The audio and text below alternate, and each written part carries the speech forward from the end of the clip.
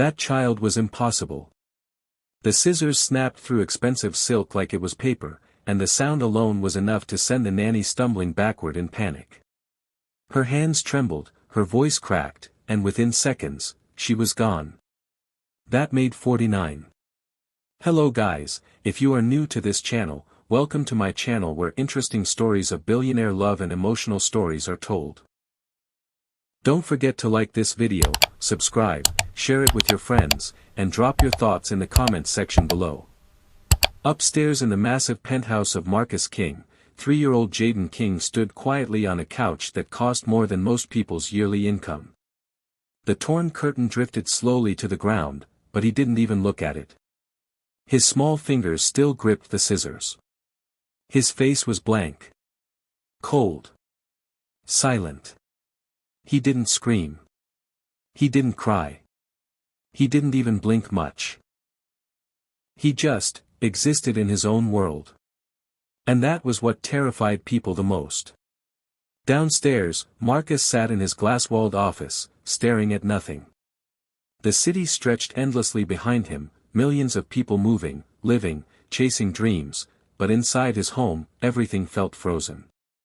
"Sir," his assistant said carefully through the intercom, "Nanny 49 has left. She's requesting immediate payment, and therapy coverage." Marcus didn't react. "Send it," he said quietly. "Double it." This wasn't new. Nothing about this was new anymore. He leaned back in his chair, rubbing his face slowly. He used to run billion-dollar deals without breaking a sweat. He built an empire from nothing. People feared him. Respected him. But his own son. He couldn't reach him. Not even a little. A year and a half ago, Jaden had been different. Bright. Loud. Full of laughter that filled every corner of the house. He used to run into Marcus's arms every evening, shouting, "Daddy." Like it was the happiest word in the world. Now. Silence. Marcus swallowed hard. Because he knew exactly when everything changed. The day his wife died. Since then, the house had become a museum of memories. Her photos were still everywhere. Her voice still echoed in his mind. And in Jaden's eyes, she still lived. Every time Marcus looked at his son, he saw her. And every time, guilt wrapped tighter around his chest. Maybe he had worked too much. Maybe he hadn't been there enough. Maybe. A loud crash echoed from upstairs. Marcus closed his eyes. He didn't even rush anymore. Because deep down, he already knew. Nothing. And no one could calm his son. Across the city, far from glass towers and million-dollar views, Nia Johnson sat on the edge of her small bed, staring at her laptop screen. Another rejection. Number 47. She didn't even bother reading the full message this time.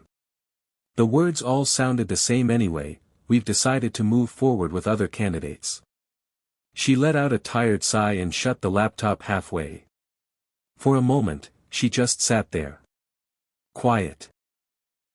Thinking about everything she had done right, and how none of it seemed to matter.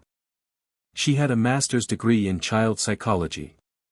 She graduated top of her class.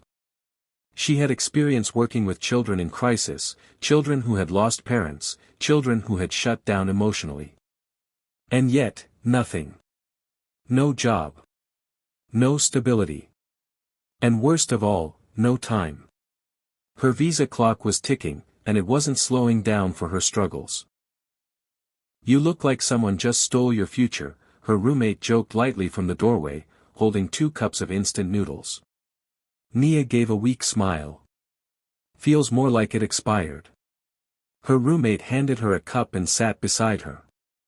Another rejection. "Yeah. At this point, I think my email is just a rejection subscription service." They both laughed softly, but it didn't last long. Silence settled again, heavier this time. Then her roommate's phone buzzed. She glanced at it, then frowned. Wait, this is strange. What? Nia asked, not expecting much. There's a job posting in the alumni group chat. High-profile family. Emergency situation. They're specifically asking for someone with your background. Nia raised an eyebrow. That already sounds suspicious. Her roommate kept reading. Child hasn't spoken in over a year, multiple caregivers have failed. Nia sat up slightly. How many caregivers? Her roommate squinted. 49. Nia blinked. 49. Yeah, and the salary is. She paused, eyes widening. Okay, now this is crazy. What? She turned the phone toward Nia. Nia's eyes scanned the number once, twice, then a third time. Her breath caught. That's not a salary, she whispered. That's a rescue plan. For a moment, neither of them spoke. Then her roommate leaned closer. You're not seriously considering this, are you? Nia stared at the screen, thinking. A silent child. A grieving family. 49 people had already failed. Logically, it was a disaster waiting to happen. But emotionally, it made perfect sense. That child isn't difficult, Nia said quietly. He's hurting. Her roommate tilted her head. And you think you can fix that? Nia shook her head slowly. No, she said. I don't think he needs fixing. She looked up, determination slowly replacing the exhaustion in her eyes. I think he needs someone who understands what silence feels like. Her roommate studied her for a second, then smiled. That's either bravery, or desperation. Nia let out a small laugh. Honestly? It's both. She reached for her laptop again, this time with purpose. Her fingers hovered over the keyboard for just a second before she began typing. Every word she wrote felt like a risk. But also, like hope. Because this wasn't just a job. It was her last chance to stay. Her last chance to prove herself. And maybe, just maybe, her chance to save a child no one else could reach. The next morning came faster than she expected.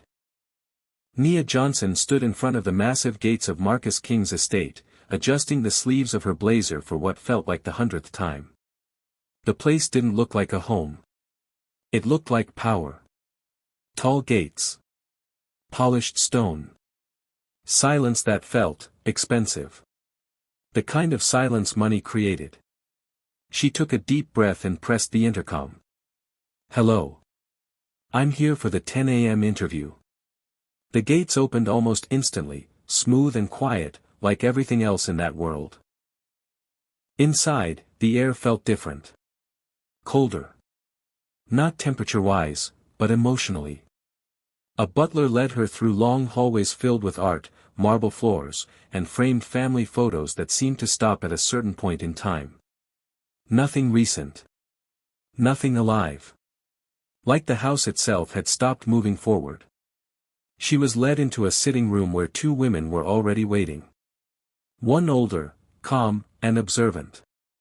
The other younger, elegant, but clearly not pleased. Nia greeted them politely and took her seat, her back straight, her mind steady. The younger woman spoke first. You're not what we expected. There it was. Nia didn't react. With respect, she said calmly, your child isn't responding to anyone. The room went quiet. She held their gaze, not challenging, just honest. So maybe, she continued softly, what he needs isn't more of the same. The older woman leaned forward slightly, interest flickering in her eyes. And what exactly do you think he needs? Nia paused. Not because she didn't know the answer. But because she wanted them to feel it. He needs to feel safe, she said. Not controlled. Not corrected. Not pressured. The younger woman crossed her arms. 49 trained professionals couldn't handle him. Nia nodded. Because they were trying to manage his behavior. She leaned forward slightly. But behavior is just the language of pain. That landed. Even the air shifted. For a moment, no one spoke. Then the older woman asked quietly, "Have you ever experienced loss?" Nia didn't hesitate this time. "Yes." Her voice softened. "I lost my father when I was 6. The room stilled. "I stopped talking too," she added. The younger woman's expression changed, just slightly. "What made you start again?" the older woman asked. Nia smiled faintly. "Someone stopped trying to fix me." She looked down briefly, remembering. "They just sat with me, every day, until I didn't feel alone anymore." Silence followed. But this time, it wasn't cold. It was thoughtful. Understanding. The older woman leaned back slowly, her decision already forming. "Children like that," she said quietly, "don't respond to authority." Nia nodded. "They respond to connection." A pause. Then the older woman gave a small, firm nod. "You'll meet him today." Nia's heart skipped. This was it. No more theories. No more preparation. Just her, and a child who had pushed away the entire world. As she stood to follow the butler upstairs, one thought stayed in her mind. She wasn't going there to control him. She wasn't going there to fix him. She was going there to understand him. The elevator ride felt impossibly long. Nia's stomach twisted with nerves, but she forced herself to breathe. This wasn't just any child. This was Jaden King, the boy who had turned 49 nannies into walking resignations. The penthouse floor opened into a hallway lined with doors that likely led to rooms filled with treasures, and perhaps, more heartbreak. A soft click announced their arrival. The butler stopped. "He's in the playroom, Miss Johnson." Nia stepped inside cautiously. The room was a kaleidoscope of toys, but something was wrong. Most were untouched, scattered with the kind of chaos only a grieving child could create. And there, in the center, sat Jaden, clutching a faded photo of his mother. His big brown eyes were wary, watchful, almost daring her to approach. She knelt slowly, keeping herself smaller, unthreatening. "Hi, Jaden," she said gently. No sudden movements. No loud voice. Just calm. "My name's Nia. I hear you like stories. Would you like one?" He didn't move. Didn't respond. Just stared. The room felt heavy, like time itself had slowed. She pulled a small notebook from her bag, filled with sketches and stories about adventures, animals, heroes, and ordinary kids doing brave things. She opened it, showing him a drawing of a little boy who rescued a kitten from a tree. "See," she whispered. He was scared too. But he found courage. For a heartbeat, nothing happened. Then, slowly, Jaden shifted. Not fully, but enough to notice. His eyes flicked to the picture. Then another. His lips twitched, almost like a whisper of a smile. Nia kept talking softly, weaving tales of triumph, friendship, and gentle humor. No instructions, no pressure. Just story after story, pause after pause, waiting for him to respond. Minutes stretched into what felt like hours, but the tension softened, the walls in the room, and in the boy, began to lower. Finally, after what seemed impossible, Jaden reached out, his tiny hand brushing hers as if testing a new reality. Nia's breath caught.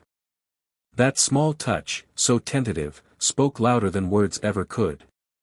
Downstairs, Marcus watched from the office window, unaware of the miracle happening just floors above.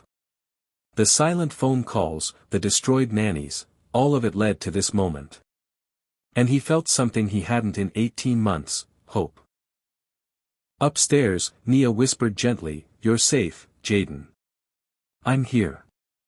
And for the first time in over a year, the boy's lips curled into a genuine smile. Not forced. Not frightened. Real. It was quiet. Powerful. And just like that, 49 failures were erased by one woman who understood that love, patience, and presence could reach where fear and frustration could not. Sometimes, healing doesn't come from control or force, it comes from patience, empathy, and truly being present for someone in pain. Connection matters more than perfection, and understanding can break barriers no power or wealth ever could. If you enjoyed this story and you want to know what happened next, like, subscribe, share it with your friends, hit the notification button so that you will be notified when we upload the next part. Tell us what you learned in the comments below. See you in the next part.